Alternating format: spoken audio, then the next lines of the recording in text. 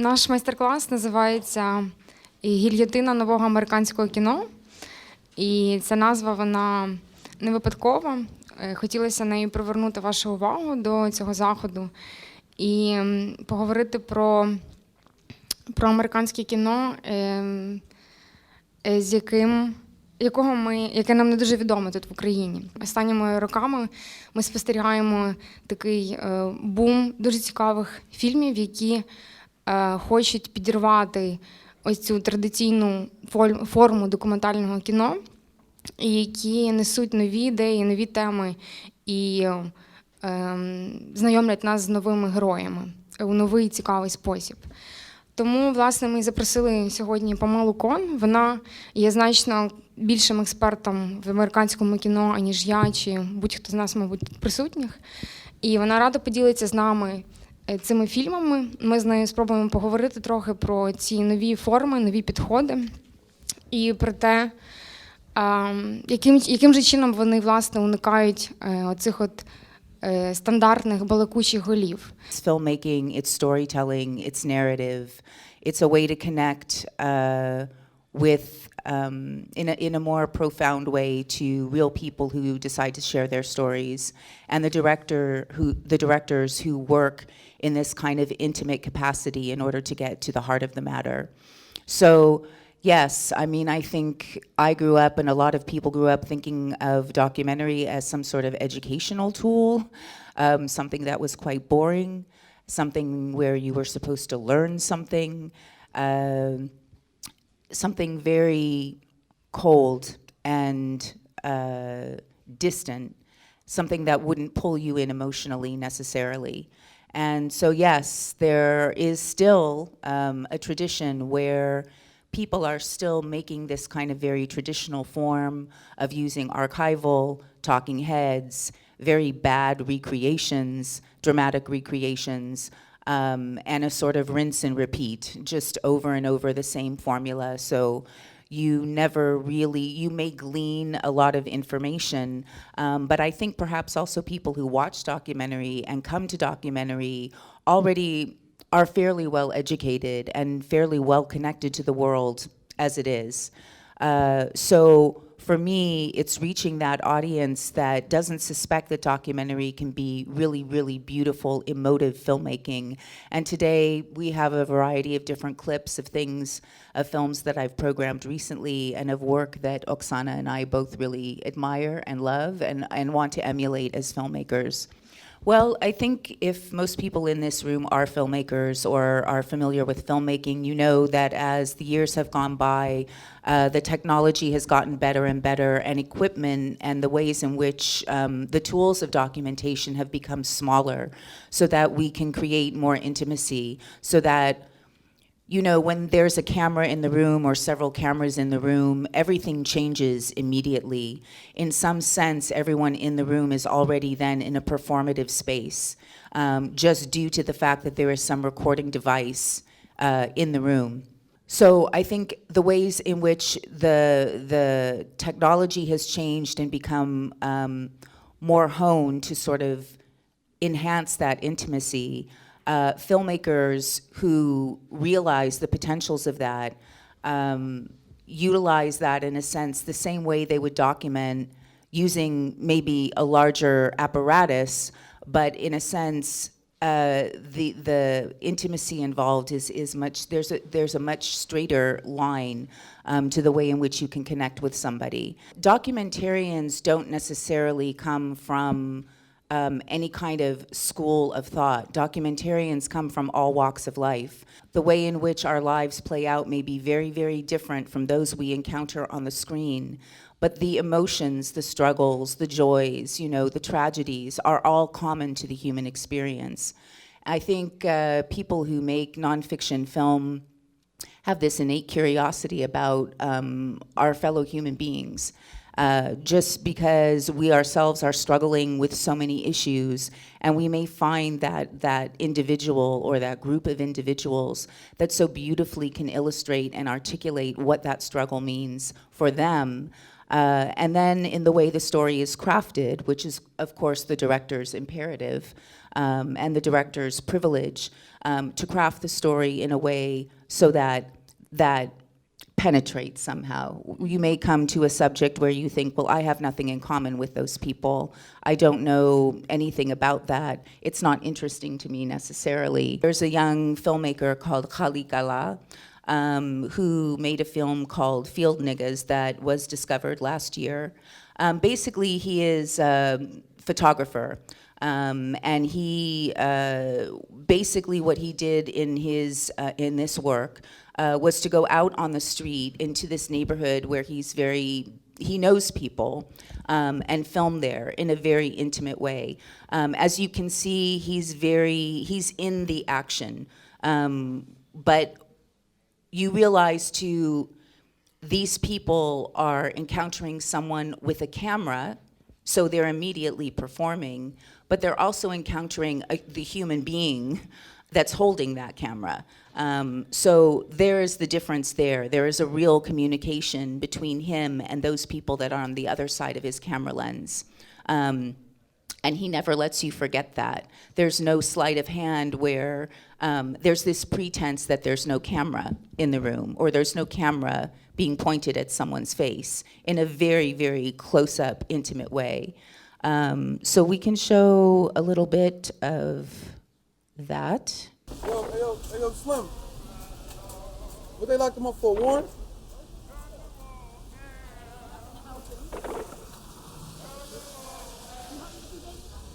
I'm gonna go to Blunt, I'm gonna go to the precinct. I ain't gonna help him. Thank you. Tomorrow's his birthday. That shit's crazy. This shit's crazy. Don't even worry, yo. These bitches jumped me. Oh, word who? I have concussion in my contusion in my back, I mean. Yeah, pussy ass bitches. Can't fight one-on-one. Can you please watch this back for me real quick? Yeah, go ahead. And I know this much, if you sleep around here, you're gonna get robbed. If you sleep over here, you're gonna get robbed ASAP. And we're gonna come up on you fast. You're gonna lose your check. You're gonna be mad. Act stupid, smoking crazy, you're gonna get beat up. What's gonna happen? What's the difference between Wendy's and McDonald's? Hot beef injection. Soul poison. Yo, what's going on, Queen?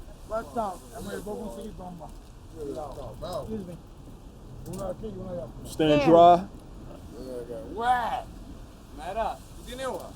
Yo, niggas around here is mad grimy.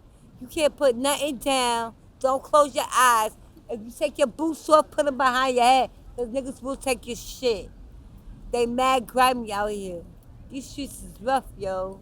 I don't see nothing positive. All day I've been drinking. What do you think about the life you living? I think the life I'm living is fucked up.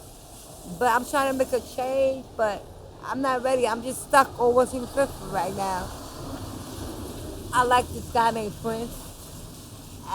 He's so cute. He's sexy. And I'm just living life on life terms. Chilling on 125th. 125th is a prison. It is a prison. Without the gates. It is a prison. What do you think? This sort of autopsy, in a way, of a certain segment of society. I mean, he is basically staying on one corner of one street in New York City, where obviously there are people there that a lot of them live on the street. That is their house, in other words. So in a sense, he is stepping into their house, into the place where they live and eat and exist. in a very damaged way. So in other words, you know, there's no commentary basically on why these people are on drugs or why they're homeless or why they're so banged up. We sort of intuit these stories through the use of his camera lens, the intimacy of it, the way he encounters them as real human beings instead of specimens, and allowing them to tell us how they live moment by moment. So yeah, there is this sort of collective and picking out individuals who want to tell us something, who want to tell him something. I think also here the editing is also so evocative of the way this sort of nighttime scene and the way in which the nighttime, the cover of night, becomes sort of a safety net in a way, even though they're telling us when nighttime falls, it's the most dangerous time. It's the time when they're most vulnerable. So we're getting so much information visually, and as you also said, through the non-sync sound. So these encounters, again, I think for us, become much more emotional, much deeper. And for me, this is a film you walk away from with that imagery and those voices in your head that sort of never goes away. And going back to the sense of like, do we learn something? Does this change the world? Does it change us? Yes, I think innately it does, because of these kinds of encounters. They haven't told us anything new. They haven't told us anything revelatory. They've just spoken to us. They've spoken to him in the way that they would speak to one another. And again, so we have this sort of baseline understanding intellectually and educationally of what these people's life is like, and maybe why that is.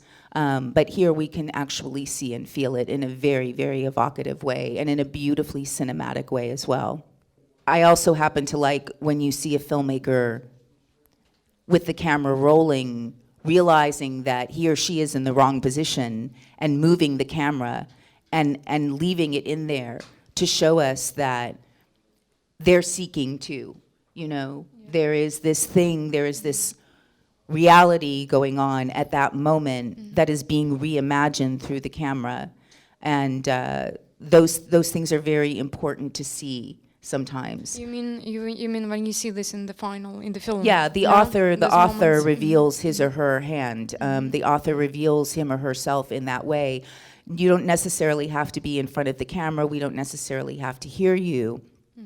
But the way in which the camera moves, the way in which the camera is negotiating in that space when something is happening, this is sort of the innateness of that and the intuitiveness of that shows me that they're in there. Yeah. They're also experiencing it as it's happening. Yeah. And the choice to leave that in there sometimes is a really beautiful thing to see.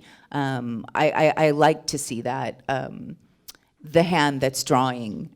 There's something very, again, intimate about that, where there is a striving to sort of share the struggle of trying to capture a story. So it's important for us, for the viewer, to understand that the director is present, that there is exactly. the director, yeah. that he directs the subject. Those yeah. Those for me are the most emotionally evocative moments when I see that. When we talk about documentaries, we very often say that we very often talk about the importance of the choice of the subjects, that the subject has to have a very particular quality. It's not that everybody can be a subject or everything, but we don't really often talk about the quality of the director to actually direct the subjects. Can we talk about a bit about this, and probably we can show a few clips that we prepared? Sure. Well, in this sense, we call this section embedding. I mean, sort of, you know, there's this idea of journalists embedding themselves with soldiers, embedding themselves in these sort of dangerous situations, living and working and sleeping and eating side by side with their protagonists. But in a sense here, there is so much at stake because of the relationship between the director and the subjects. There is not to sound really dopey about it, but there's love, you know, there's admiration, there's a sense that the realization that someone is giving you something quite precious, and that is an intimate look into their daily existence.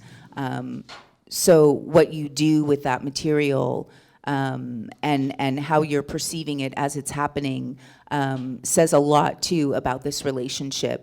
I want to show a little clip from a short film called My Aleppo, about a Syrian, so here's a refugee story, of which there are literally hundreds, if not thousands, of refugee stories now being made, because there's a huge shift in populations all over the planet right now, where huge masses of people are being moved from where they want to be.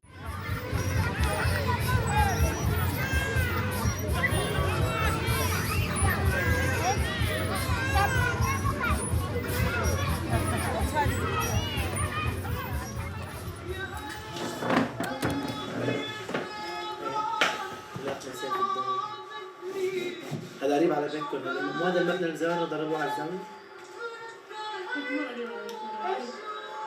إذا هذا شارع سيف الدولة، هذا شارع سيف الدولة، نحن رايحين على المارتيني. لا، ما نحن رايحين. مو هذا جامع أستاذ آمنة بالدوحة؟ لا، هذا قريب على هذا.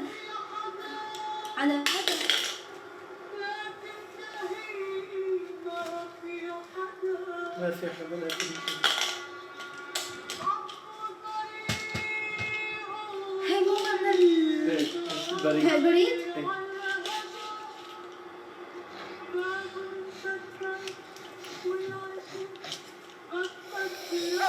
You need like 1 hour to cross the street. That's how busy it was.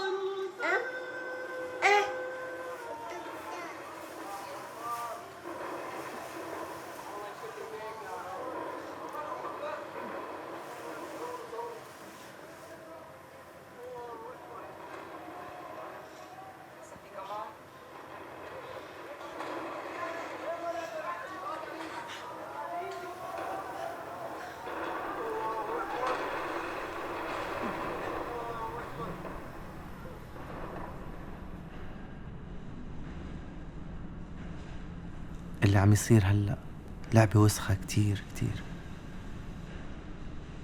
نحن جايين من مدينة من أقدم المدن في العالم، كله عم يقول وعم يتحطم وعم ينهار. رح نرجع يوم لأرضنا.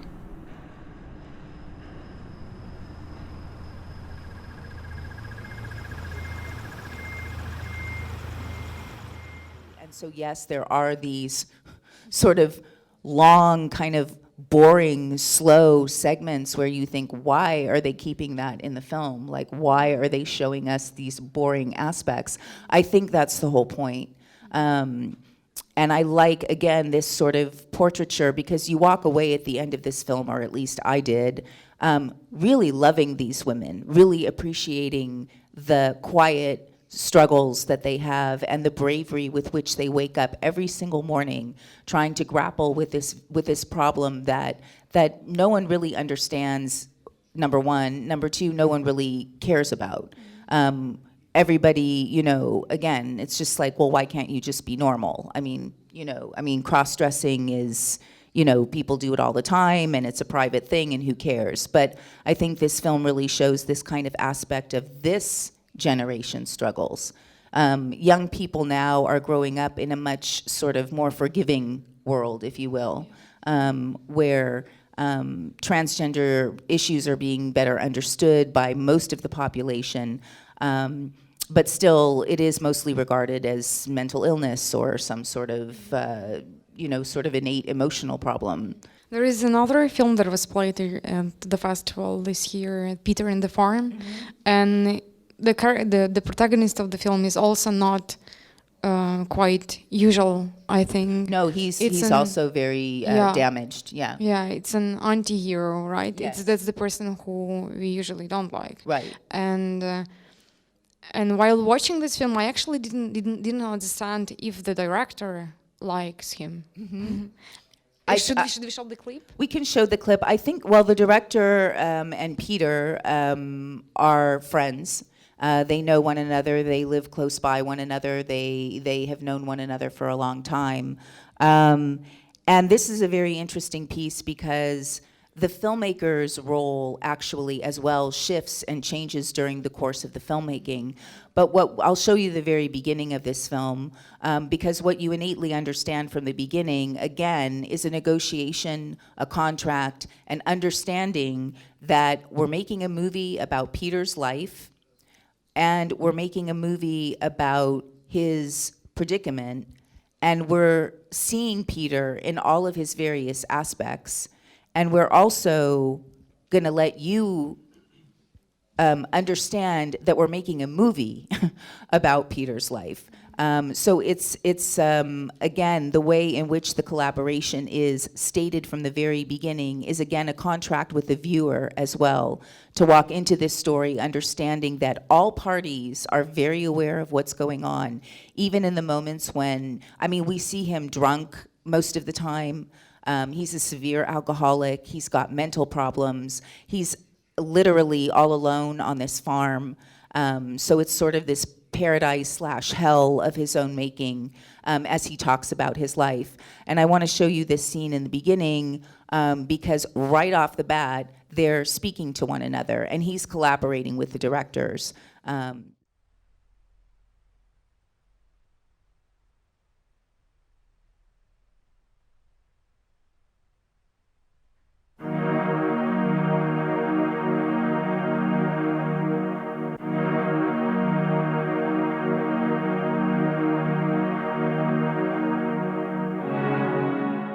From the very first moment, we can see this collaboration. We can see that actually they are discussing how they're going to film this scene. Yeah, but the thing is, too, I mean, if you notice, too, even Peter is directing them, you know, when he says, now walk in. So they've already, the director and the DP have already talked about, obviously, the way in which they're going to shoot the scene. The camera work is very precise. I mean, they're moving around a little bit, you know, improvisationally, but they're also positioning themselves to get that beautiful shot where the sheep are running behind them.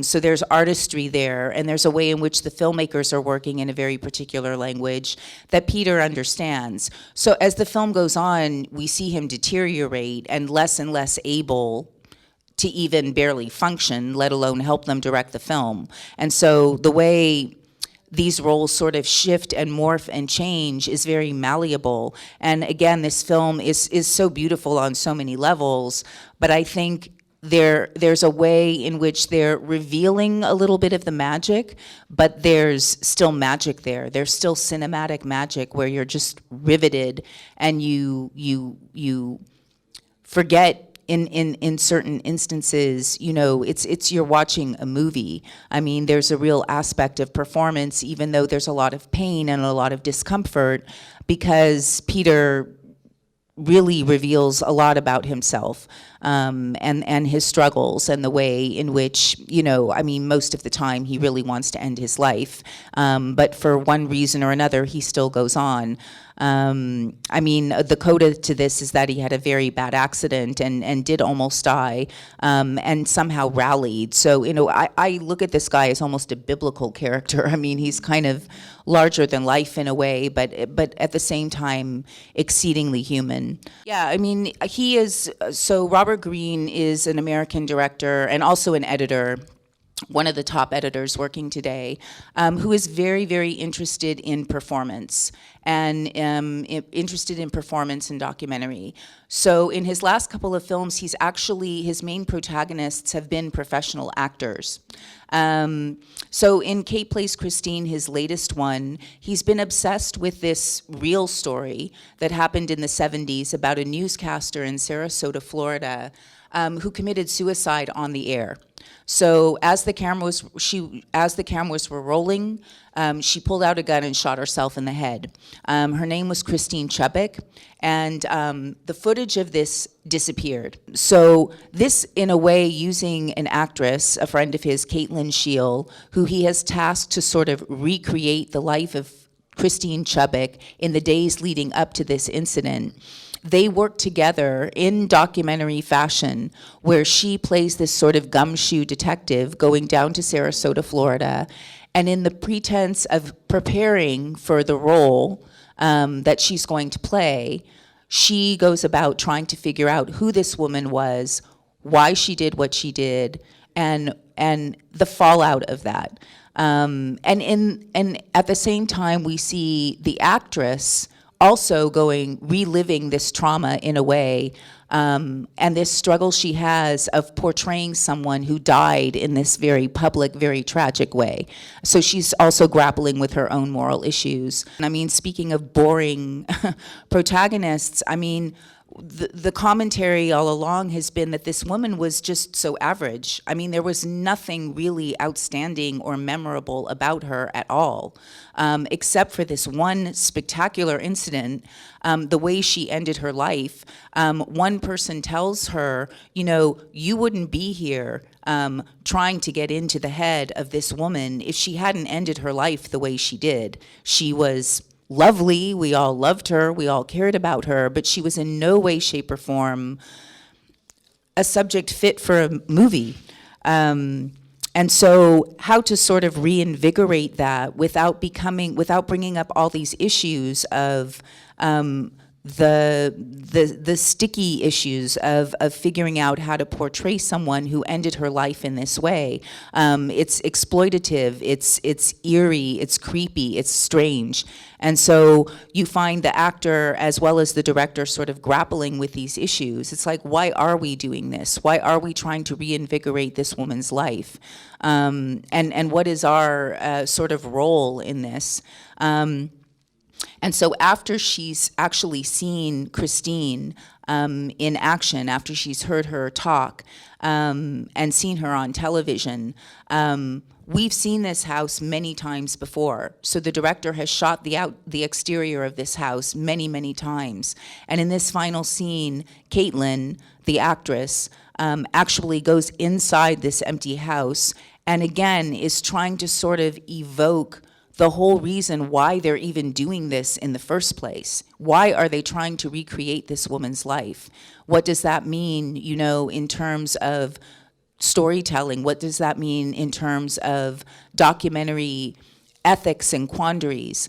But why do we still call his films documentaries if it's all like super directed? Even this scene when she walks, when she does very simple thing. I think there's a sense of wanting to play within the boundaries or that liminal space between fiction and nonfiction. I mean, I think this is very interesting to a lot of directors right now on both sides, that they want to try and sort of create this way in which we encounter a real story in a very highly constructed way where they're using fictional elements, including actors, to reinvigorate this idea of recreation and to also call attention to the fact that most of this is fakery.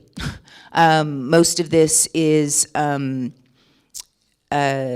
very sort of deliberate shot-by-shot decisions. There's nothing accidental here.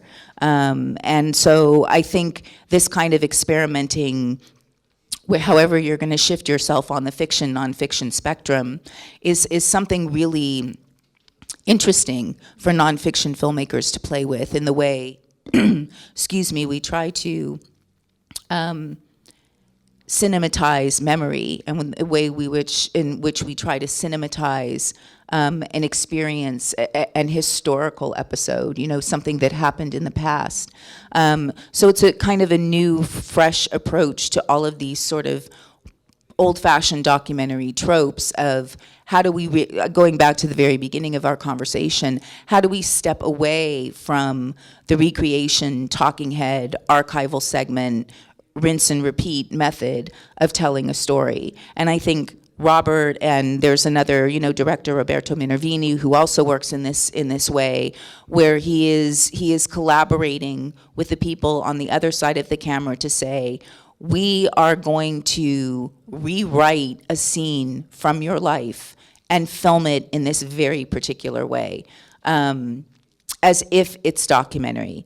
So for me, this is a very exciting thing to call into question what all of these things mean, and how you might go about crafting a nonfiction story. I still consider this a nonfiction piece, being kind of adventurous in the sense of what they want to see. I mean, hopefully you don't just sit down to watch a documentary and still not expect to be surprised, or still not expect to be taken on some sort of emotional journey. And there's many, many ways of doing that. There's many genres inside the overall genre of nonfiction and documentary that I think makes the field wide open for directors who want to be much more creative and much more personal in their approach. So again, you have to realize this film comes from a very personal obsession on the director's part to try and figure out how to tell this story, why he wants to tell this story, and how he's going to tell this story. And he really sort of reaches very far in his attempt to do that. And so far, he's been very successful. I mean, he's just a very exciting filmmaker to watch for that reason, because he's always pushing himself and always taking enormous risks. And I think if there are filmmakers in the room, artists in the room, it's sort of an imperative to, the longer you work, to challenge yourself in this way, to sort of, pay attention to form, but also to find ways of breaking open and freeing yourself or freeing ourselves from the constrictive ways, we're taught to make a nonfiction film or to make a documentary.